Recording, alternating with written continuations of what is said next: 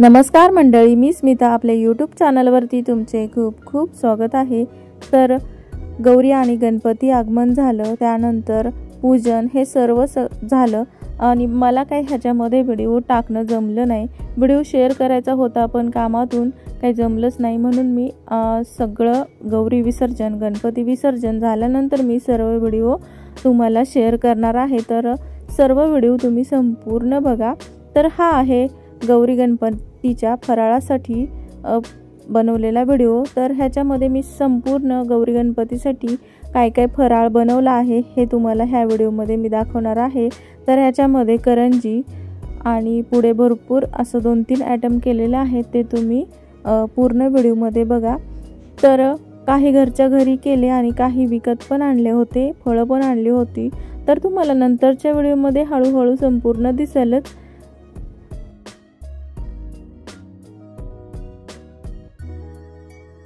सर्व कामं करायची म्हटलं की खूप वेळ लागतो। तर लक्ष्मीची पूजा हे ते सर्व कामं असतात, त्याच्यातून व्हिडिओ बनवणं होतं पण व्हिडिओ शेअर करणं होत नाही। त्यानंतर त्यासाठी स्वतःचा एक वेगळा वेळ लागतो आणि त्या वेळेमध्ये त्याचे एडिटिंग आणि व्हिडिओ संपूर्ण शेअर करणं ह्याला वेळ लागतो। म्हणून मी सगळे सण संपल्यानंतर मी आता सर्व व्हिडिओ तुम्हाला शेअर करणार आहे। तर तुम्ही बघू शकता मी गणपती पूजन गौरी पूजन कसं केलं आहे हे सर्व व्हिडिओ येतील, तुम्ही नक्की संपूर्ण व्हिडिओ माझे बघा। तर मी शेंगदाण्याचे कूट आणि गूळ आणि तीळ हे भाजून मिक्स करून घेतलं, मिक्सरला बारीक करून घेतलं आणि त्याच्या मी करंज्या बनवल्या। ह्याच्या करंज्या खूप छान लागतात आणि तुम्ही बघू शकता विश्वराज पण मला मदत करत आहे। तो नेहमी प्रत्येक कामात मदत करतो, त्याला आवड आहे मला मदत करायची। संध्याकाळचं जेवण म्हणजेच स्वयंपाक बनवला आणि जेवण केलं आणि नंतर आम्ही परत अजून ह्या कामाला लागलो आणि हे काम पूर्ण करूनच मग सगळं बंद केलं। तर करंज्या अशा छान झाल्या होत्या, मी तळून घेतल्या मस्त अशा, खूप छान होतात ह्या करंज्या। रव्यामध्ये रवा छान असा मळून घ्यायचा आणि रवा मळल्यानंतर 1 तास ते 2 तास ठेवायचा किंवा अर्ध्या तासात सुद्धा आपण करू शकतो करंज्या। तर मी अशा पद्धतीने करंज्या केल्या, खूप छान झाल्या होत्या करंज्या।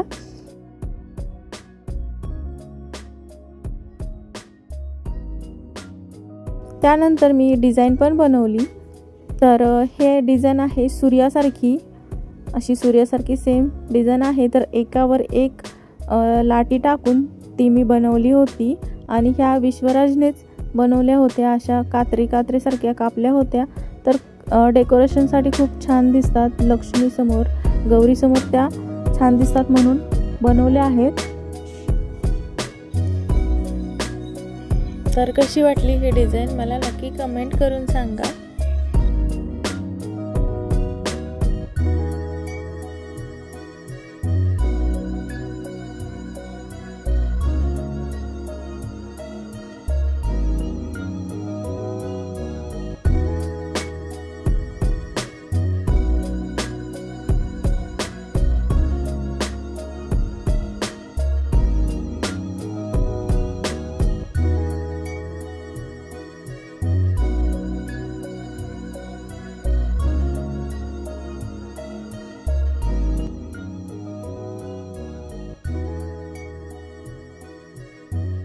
छान असं मंद आचेवरती तळून घ्यायचं, जास्त कडक तेल नाही करायचं। जास्त कडक तेल केलं की काळ्या पडतात, करपूस होतात,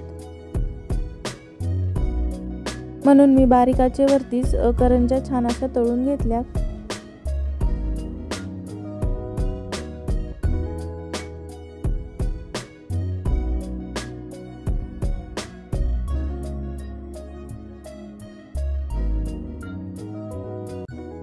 बघू शकता अशा शेंगदाण्याच्या आणि गुळाच्या मी छान अशा करंज्या बनवल्या आहेत। तर खूप छान झाल्या, एकही करंजी फुटलेली नाही। त्यानंतर मी पहिल्यांदाच ही रेसिपी बनवणार आहे। तर ती आहे म्हणजे तिला म्हणतात की अनारकली। तर अनारकली बाजारामध्ये मिळते, खूप छान दिसते ती दिसायला, म्हणून मी सर्व कलरमध्ये थोडा पीठ मळून घेतलं कलर मिक्स करून। तर हा हिरवा कलर मध्ये बनवून घेतलं त्याच्या हिरव्या पाकळ्यांसाठी। तर एक पोळी लाटून घेतली, त्यानंतर त्याच्या पाकळ्या बनवल्या आणि नंतर मग फुलांसाठी पिवळा 2 कलरच्या मी अगोदर करून घेतल्या। त्यानंतर मी बारीक वाटीने अशा गोल गोल चकत्या पाडून घेतल्या आणि त्याची नंतर मी फुलं बनवली। तर खूप छान झाले होते अशी फुलं।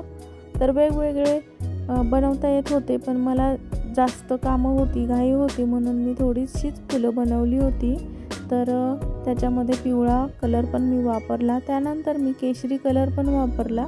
केशरी कलरची पण फुले खूप छान दिसतात, पाने पिवळी आणि केशरी आणि हिरवी पानं असं छान असं डेकोरेशन झालं होतं, खूप छान फुलं झाली होती। तर 3 कलरचे पाकळ्या बनवून झाल्या होत्या। तर बघू शकता अशा प्रकारे मी फुलं बनवली आहेत देवासमोर डेकोरेशनसाठी आणि छान असा पदार्थ तयार होतो आणि खायला पण खूप छान लागतं। अशी फुलं झाली आहेत, पिवळी केशरी 2 कलरचे फुलं झाले आहेत। खूप छान असे वेगवेगळ्या डिझाईनमध्ये मी फुलं बनवले आहेत। तर फक्त 6 फुलं बनवले, त्याचाच व्हिडिओ मी बनवला। हे तळून घ्यायचं, तळून घेतल्यानंतर छान असे कुरकुरीत होतात आणि पाक बनवून घ्यायचा आणि पाकामध्ये फक्त बुडवून काढायचं बाजूला। पाकामध्ये बुडवून काढलं की गोड असं छान लागतं, म्हणून छान तळून घ्यायचं, जास्त लाल नाही तळायचं, मीडियम तळून घ्यायचं। मीडियम तळल्यानंतर ते पाकामध्ये टाकून घ्यायचं, मग खूप छान लागतं ते। तर हा झाला दुसरा प्रकार।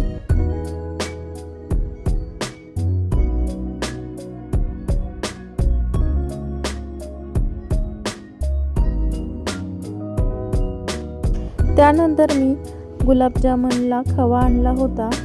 इथं आमच्या इथं जवळच खवा मिळतो, घरगुती खवा, असा छान असा खवा असतो। तर त्याच्यामध्ये मी थोडंसं 1 किलोला पाव किलो मैदा असा मिक्स करून घ्यायचा आणि छान असं मळून घ्यायचं, पूर्ण गाठी काढून मऊसूत असा मळून घ्यायचा आणि त्यानंतर गोळ्या बनवून घ्यायच्या आणि त्या गोळ्या तळून घ्यायच्या। तर इकडे बघा मी मैदा चाळून घेतला आहे आणि त्याच्यामध्ये थोडं थोडं करून मिक्स करून छान असं पीठ मळून घ्यायचं, जसं की आपण कणिक मळून घेतो तशा पद्धतीने हे मळून घ्यायचं। थोडंसं घट्ट असतं, पण आपण व्यवस्थित मळून घ्यायचं म्हणजे गोळ्या छान होतात।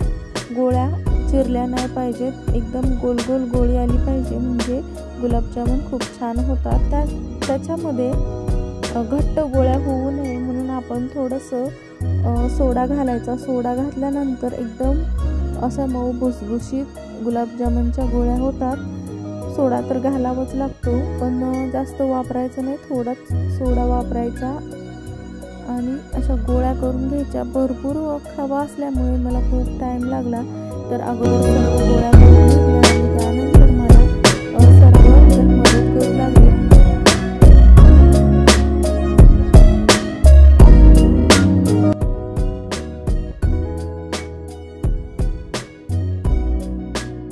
गुलाबजामुनच्या गोळ्या बनवायलाच खूप वेळ लागतो। तर भरपूर अशा गुलाबजामुनच्या गोळ्या झाल्या असल्यामुळे मला बराच वेळ लागला आणि त्यानंतर मग तळून घेतल्या आणि पाक करून घेतला। तर एवढं सगळं करायला मला रात्रीचे 11 वाजले। रात्रीच्या 11 नंतर सगळं व्यवस्थित झाकून ठेवलं आणि मग रात्रीचे 11-12 वाजले झोपायला। तर संपूर्ण पिठाच्या गोळ्या बनवाव्या लागल्या मला। गौरी गणपतीचा सण आला की सर्व तयारी करावी लागते, सगळे रांगोळीपासून साफसफाई अगोदर करावी लागते, नंतर मग गौरी आगमनाची तयारी, त्या अगोदर आपल्याला फराळाचं बनवून घ्यावं लागतं, असं सर्व नियोजन करावं लागतं आणि सर्व लक्षात ठेवून सगळी कामं करावी लागतात। एखादं जर राहिलं तर सगळं कामच बिघडून जातं, असं होतं। तर जून महिन्यापासूनच मी झाडं फुलं लावायला सुरुवात केली, संपूर्ण अशी झाडं लावली। तर ह्या दिवसामध्ये तेरड्याची झाडांना खूप मान आहे। तेरड्याची फुलं हे लक्ष्मीचं प्रतीक आहे म्हणून ते लावतातच। तर मी वेगवेगळ्या कलरची तीही फुले लावलेली आहेत, तुम्हाला व्हिडिओमध्ये दिसेलच। आगमनाची तयारी वेगळीच, दुसऱ्या दिवशीची पूजेची तयारी वेगळीच आणि गौरी विसर्जनची तयारी वेगळीच आणि मग गणपती त्यांची पण तयारी आणि नंतर अनंत चतुर्थी, असं सर्व मी तुम्हाला प्रत्येक व्हिडिओमध्ये दाखवण्याचा प्रयत्न करणार आहे। तर माझे सर्व व्हिडिओ बघा, आवडले असल्यास नक्कीच लाईक करा।